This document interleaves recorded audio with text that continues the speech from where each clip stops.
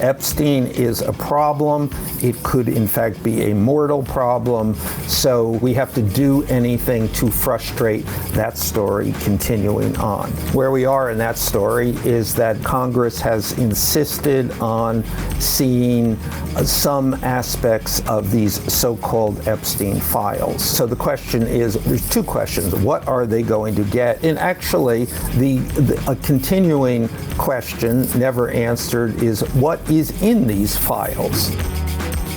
Welcome to the Daily Beast podcast. I'm Hugh Dougherty. I'm back sitting in for Joanna Coles here at Daily Beast HQ in Manhattan. I'm executive editor of the Daily Beast, and yes, this is my Scottish accent. For anyone struggling to understand, I will be in the comments later to translate. So, happy weekend, and what a week in the life of America, dominated, of course, by who else but Donald Trump.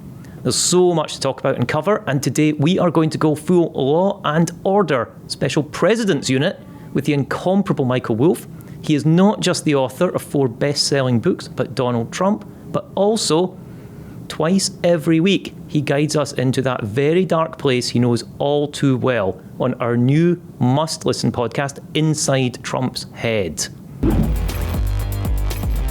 Michael, thank you for joining us this morning, taking time away from that dark place that we know as Donald Trump's head, where you are twice a week. You are inside Trump's head, but you're taking a slight amount of time out to be with us this morning. I'm visiting others in the neighborhood, yes.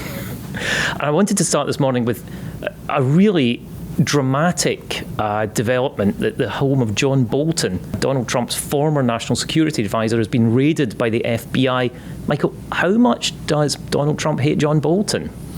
Well, quite a bit, but Donald Trump hates a lot of people quite a bit, so which is actually the larger danger here. It's not just John Bolton, it's anybody who Donald Trump hates. So anyone who has crossed Trump is now, and I think that this sends a signal, and there's so much about what's going on in the White House now about sending signals. Who's being sued, who's being investigated, who's being searched now. And so the FBI went in with a search warrant to John Bolton's house.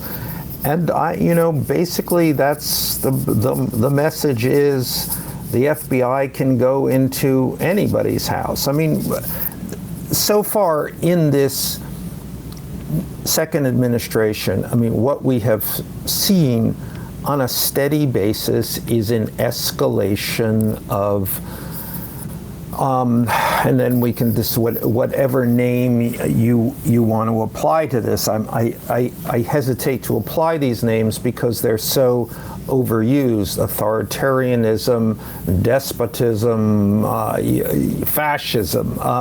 Let's not go there, and let's just say that we are in an utterly unique moment. The President of the United States is using the power of his office to intimidate, to punish, to investigate, to chill. Well, I wanted to talk not just about John Bolton because, the Fed's turning up on the doorstep of a formerly very senior national security figure is one thing, but there's been all sorts of enemies gone after this week, and one was Tish James, who's pretty well known. She's the Attorney General of New York, and she led efforts to investigate Donald Trump when he was out of office. But another one is Lisa Cook, and she's a member of the Board of Federal Reserve Governors, and she too has been investigated. And tell us, Michael, what do they have in common? We have a kind of a double thing going on here. I mean, he has chosen to focus his ire on the Federal Reserve because they have been reluctant to lower interest rates. Now, just understand where the Federal Reserve fits in this. The Federal Reserve has rightly had a remarkable amount of independence because its job is not political; its job is economic, and that has been a very, very, very crucial distinction. We don't run the economy on the basis of whatever partisan issues. We run the economy on the basis of economics, numbers, of the complicated formulas that are necessary to maintain economic stability. Trump clearly, in everything he's done, has been out to change that. He wants the Federal Reserve under his thumb, under his dominance. He wants to dictate economic policy. So again, we're back into the words: authoritarianism, fascism, whatever the words are. The words you were trying to stay away from. We are outside the bounds of traditional good government. And at any rate, the Fed chairman has been subjected to almost daily insults from Trump in an obvious effort to get him to resign. And now he's focused his ire on this other member of the Federal Reserve Board, this Lisa Cook.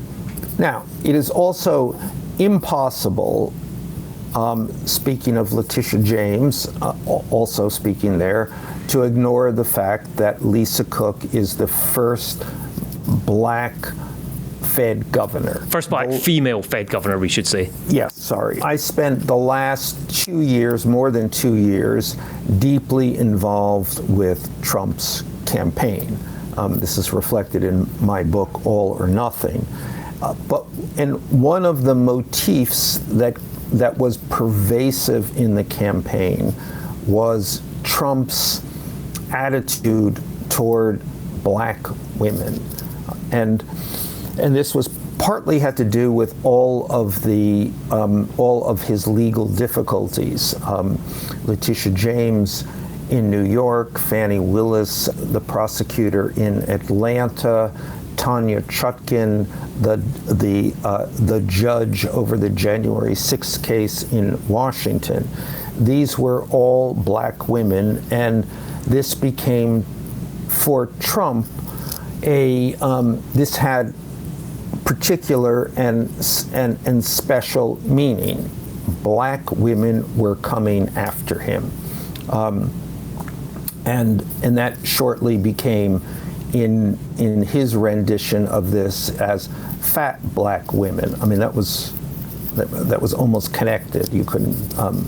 The animus, the personal animus here, the personal revulsion on Trump's part, the personal fear, I suppose, that he continued to express, and this was essentially on a daily basis. People around him would call me up and say, "Up, another fat black women tirade on Trump's part." Again, we're in an entirely new world here. I mean, this is obviously racism, but this is obvious. I want to go beyond that and say this is an obvious pathology. It's an obsession of his. It lives. One of his staffers said to me, he must dream about fat black women. Again, and this is inside Trump's head. There is something going on there that is deep, sinister, dark, pervasive, and we might not that long ago have thought that it was something eliminated from American government. We had been cured of this disease, which for so long infected American government and many, many, many American politicians. But for 3 generations now, it had seemed like, well, that was a Central American accomplishment. We were over that. We had cleansed ourselves of that, and we are back to that, back to this, to a to a profoundly, and in some sense, a strictly racial point of view. I'll just point out to those who have not listened to the last edition of Inside Trump's Head, you rightly pointed out that Roger Ailes had described the viewership that he was seeking to read, his people, as before the Voting Rights Act. And I just urge everybody, go back to Inside Trump's Head, subscribe. It is a really important point. It's worth repeating because I think that it is fundamental. Roger Ailes, the founder of Fox News, the leader of Fox News for 20 years, and someone I knew very well, once said to me, which actually in 2016, as Donald Trump was running for president, he said to me, "You and the people you know, you live today. You live in this year, 2016." He said, "My people, the people who watch Fox News, they live in," he said, 1965. And then with a kind of wink, he said, "before the Voting Rights Act." And he went on to make a further point, which was that culture moved at different speeds, and the people I knew, or the people live in New York, or however you might describe us. We were at the forefront of the speed of culture's speed, but that a great deal of the country was for a great deal of the country, culture moved at a much slower pace. And that was, for him, a programming point of view. I'm making programming television for people who think like this. But at the bottom of it, it also contained a racial point of view. That here was a population that had not participated, or had not much participated in this great historic achievement, certainly from our point of view, of the last 3 generations. And I think it's worth talking a bit about as you rightly pointed out, the first Trump administration.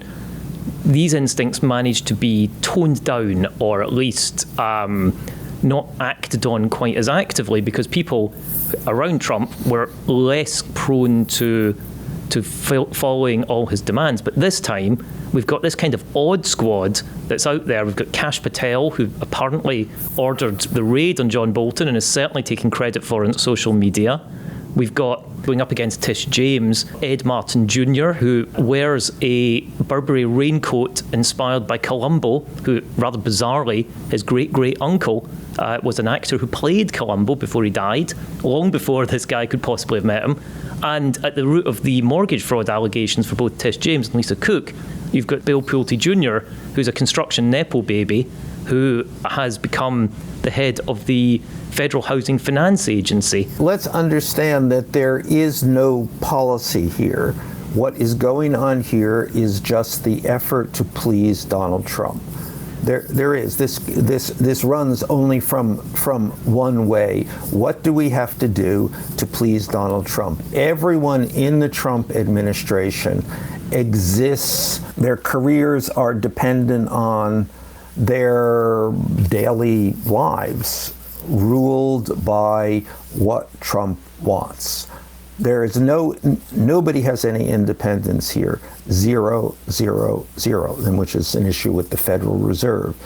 From Trump's point of view, no one should have any independence. He runs the place.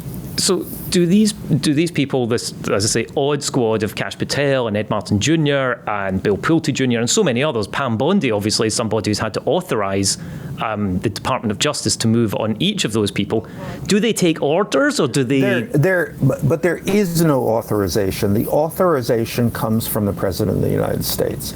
So that idea, an idea that was well grained in American government, that the Justice Department was at arm's length from the West Wing and from the president, it was independent. The whole idea of independence in government. a foundational modern premise has been wiped out in the 7 months of the second Trump administration. And just as a practical, do they go to Trump with these plans, or do they execute them and seek to please him? How much? Well, it's both. He is literally on the phone, or they may well get their own idea, and then we'll go to him like a dog with a bone, and he'll say, yeah, that's great. Now, we were talking about the theme of, at the top of the show, I introduced it saying it was a law and order special president's unit, but in the other flip side of law and order, the John Bolton raid was just in the morning that the very first of the Epstein files were due to be transmitted from Pam Bondi's Justice Department to the House of Representatives.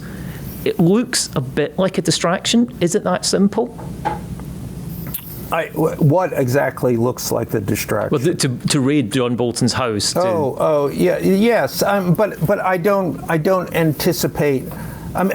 No. I don't think we should look at it just like that. I think this is part of a concerted effort to intimidate all perceived enemies of the president. If you are perceived as an enemy of the president, then the policy is we're going to make your life difficult. That's it. That's the policy. Additionally, yes, it has the cream on top, I suppose, of being another headline to counter the Epstein headlines. I mean, that is also a foundational premise at this point. Epstein is a problem. It could, in fact, be a mortal problem. So we have to do anything to frustrate that story continuing on. Now, where we are in that story is that Congress has insisted on seeing some aspects of these so-called Epstein files. Now, so the question is, there's two questions. What are they going to get? And actually, a continuing question, never answered, is what is in these files? So why don't we just spend a few moments actually trying to parse that, because that's going to be germane to what Congress gets. So these files and let's do this in a broader sense. The material the government holds on Jeffrey Epstein will consist of the following. There will be depositions supplied by the many women who have accused Epstein of sexual abuse. And most of that material has already been made public. Then there will be the FBI's own investigation of those women. And it's not all of those women, it's the women that they have chosen for whatever reason to investigate or vet, you might say. I don't mean to suggest that investigate they are looking for any issues with these women, but they are looking to further delve beyond their own depositions into what they might know, into what kind of witnesses they might make. But from the MAGA point of view, that aspect of this could be problematic because many of these, the FBI may have found issues with some of these women to challenge their credibility. So from the MAGA point of view, to complicate the story in any way is something that the administration, a box that the administration does not want to open. The next aspect of this, which is to me one of the most interesting aspects, is the internal communications in the Justice Department about why they made the decision in 2019 to forsake the non-prosecution agreement they entered into with Epstein in 2007. So this is a complicated deal, but a big deal. Never before in the history of the Justice Department, a non-prosecution agreement is a common method used, either to get people to testify, or in Epstein's case, the agreement was put in place because the feds said, we won't prosecute you if you plead guilty to a state charge. There is, signed, sealed, that was the agreement. These agreements are never broken for obvious reasons, because who would, if the Justice Department breaks them, who would ever agree to them? But they did in this instance, and the question is what caused them to do that? Why? What pressure was brought to bear? Because he knew Epstein was out there. He was obviously talking to you. Yes, exactly. Epstein had started to talk, yes. But the other consideration might well be that it was the Southern District of New York, part of the Justice Department, but with a long history of its own independence. Well known as the Sovereign District. And exactly. If people have watched Billions and other shows, they've seen that it's one of the most powerful prosecutorial jobs in the country traditionally has been the Manhattan federal prosecutor. And we know that the Southern District was at that time investigating Donald Trump. As a matter of fact, many people in the Southern District have been fired in the second administration because of that reason. So, did the Southern District, did they break this non-prosecution agreement in the hope of leveraging Jeffrey Epstein to deliver evidence about Donald Trump? So that's just another aspect of what's going to be in these files, and quite likely a key area that the present Trump White House does not want exposed. Then the other aspect of this would be Jeffrey Epstein's emails.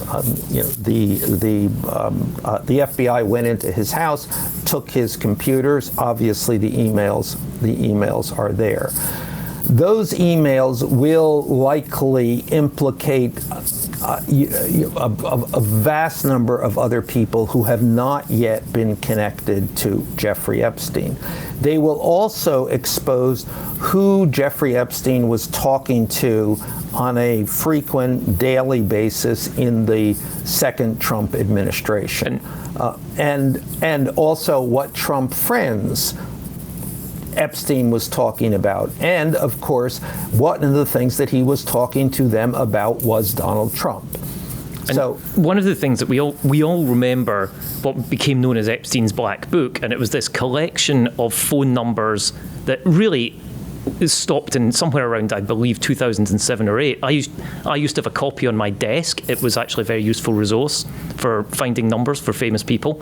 But that's the last we knew, and this is like a whole new treasure trove. As I have tried to point out many times in the cascade of Epstein information and the truths in quotation marks that have developed, that Black Book was not Jeffrey Epstein's Black Book. That was Ghislaine Maxwell's Black Book. So anyway, but the emails will be a Black Book. And he was, one assumes he was a prolific emailer because he was well connected. And well, yeah, I mean, everybody is a prolific emailer, it turns out. So, but except Donald Trump, who is a prolific on social media, he doesn't even need to email direct. Precisely. No, good point. But then the other category would be just what is on Epstein's computer, just his hard drive, which would give a roadmap to many of the financial questions about Jeffrey Epstein, and also likely, certainly from what I know about Epstein, to connect him and his financial dealings to various regimes around the world, which might might be compromised or even destabilized by this connection to Epstein. So, to come back, and I apologize for the long digression here, but I think it is helpful to have an idea of what the government has in its hands.